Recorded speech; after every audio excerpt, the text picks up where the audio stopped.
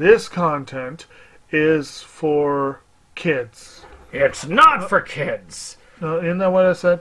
No, it's not for kids. If you are 13 years or younger, this is not for you. Do I have to kill somebody in order to actually make that point across? No, man, you don't have to kill no one. Wait a second. Oh, no. When we return to our planet, the High Court may well sentence you to torture. He likes movies, we like movies. SeptumSin versus the world. SeptumSin versus the world. SeptumSin versus the world. SeptumSin versus the world. I'd buy that for $1. Greetings! You're watching SeptumSin vs. the World. I'm SeptumSin. Today, I'm going to be covering the Brad Sykes horror anthology, High 8. Well, I should say, it's not just Brad Sykes. Actually, there are many wonderful directors here. We have Tim Ritter, Marcus Koch, let's see here, Travis Hooker. I'm going to butcher these names, so I don't say them.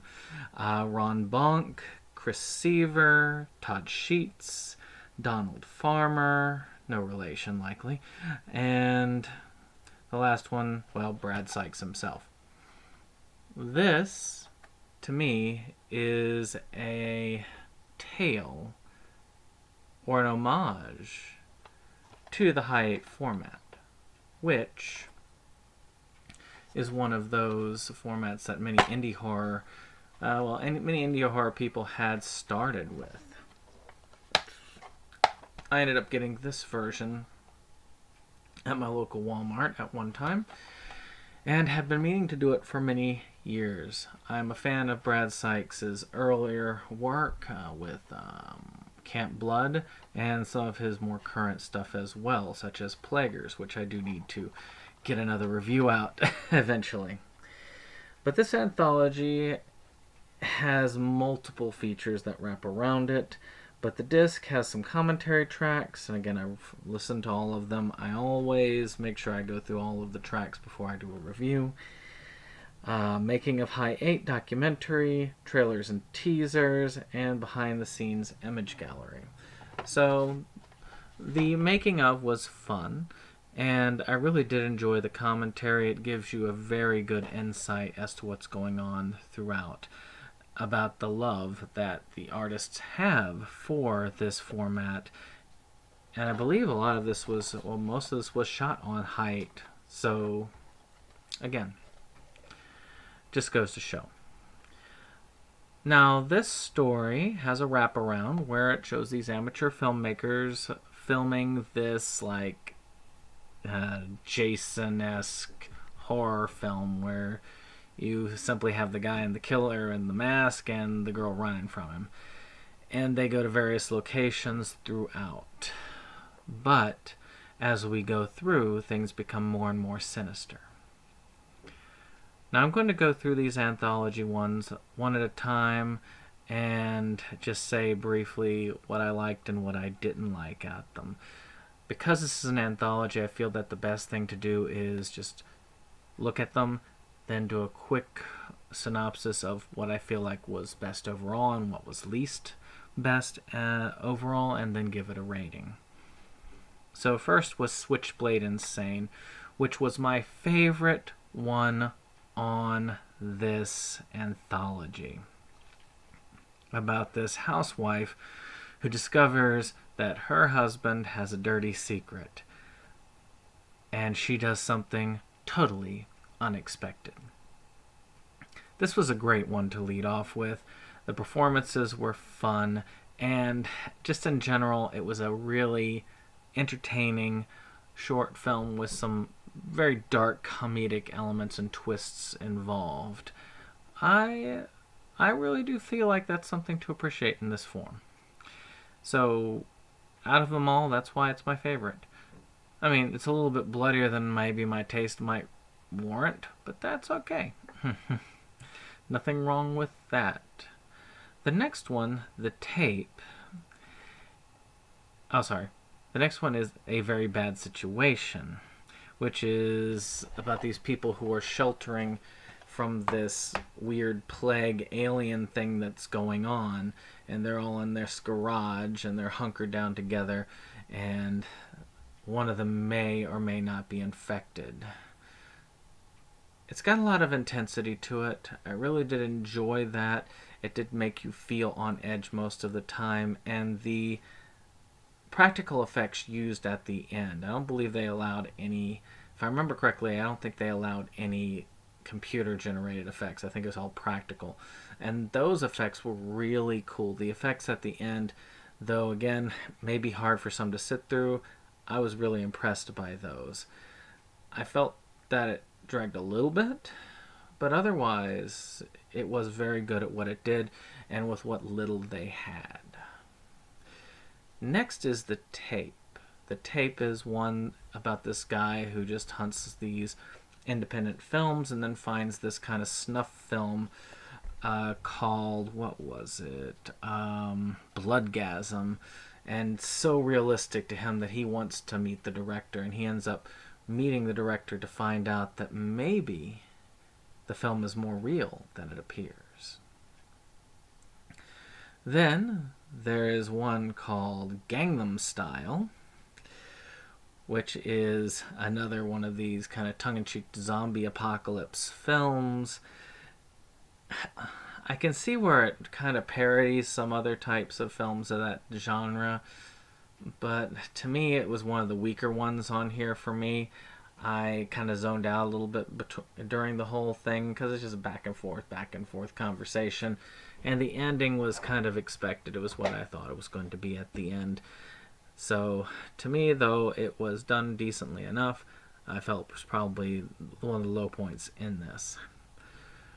Then genre bending, which I found probably the most entertaining of the group, where they keep turning expectations on their head. I was entertained. I actually watched this segment more than once just because I don't know. I just got such a laugh out of it. The performances are fun. The reactions are great. I just love watching the faces, watching these interactions as they say these things, and and you're just going, I wonder where it's going to go next. And it didn't disappoint. I was very happy with it. So this one was just entertaining. Now, if you don't care for this kind of dark humor, you probably won't like it, but you probably wouldn't be watching this film at this point anyway. So the next one is The Request, where you've got this this man who's an all-night DJ, and he keeps getting contacts from his former love. This is sort of a psychological horror, maybe a slight haunting area. It's one I need to look again because it's a little bit confusing at times, but still well done, well put together. I have no issues with this other than tad confusing. Next would be Thicker Than Water, which, again, there seems to be a theme of turning some of these expectations on their head with this subtle sense of dark humor, and this is ever present in this. I felt like it wasn't quite as well executed as Switchblade Insane and genre bending, but still, it did have quite a few fun parts to it. I did like how it starts, and again how it ends. It just to where it starts and leading to where it goes, and then going back to that and kind of going right back to the beginning again. It just, to me, it's the ultimate punchline for the joke that they're setting up.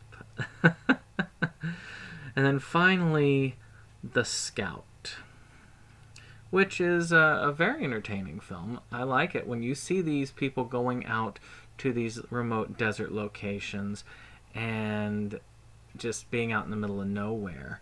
And this one was just as such. And unfortunately, bad things happen, and bad things exist out in the middle of nowhere. So, to me, this is an excellent feature. Well, overall, how did we do?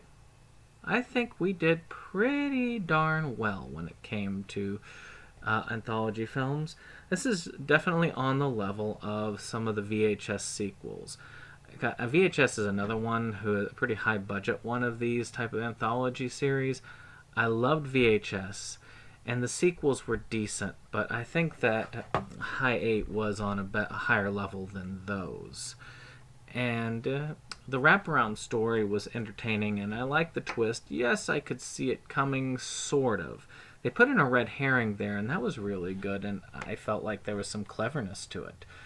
So, to me, this holds very well.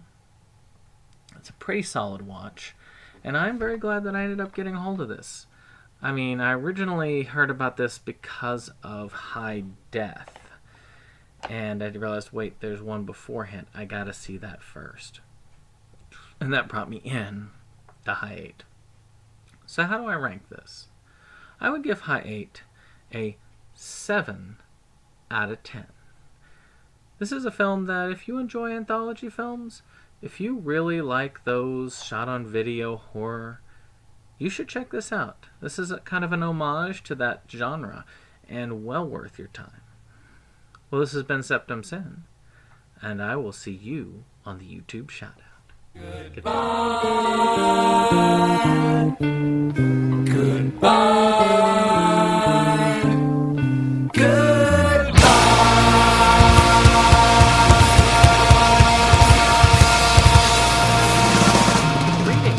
Welcome to another one of those YouTube shoutouts. This one is one that probably should have been talked about a lot more on the Anhedenia project, which you can see on my site. Matter of fact, I keep a list so you can just watch it as it goes, or you can wait till they all cycle, or do what you want. But this is all by the films by Evan Jacobs. Well, he has a YouTube channel. It has little excerpts and extras from his stuff. You get to see a little more insight into each of the films and a few other nice tidbits. So if you're a fan of shot-on-video horror, drama, and other, then you should check out this site. There's a lot of hits and a lot of misses, but darn if it isn't an entertaining ride. So check him out. Maybe you'll find something you like. Buy something of his on the physical media or on his online streaming. This is the best opportunity to check out an awesome character and an awesome studio.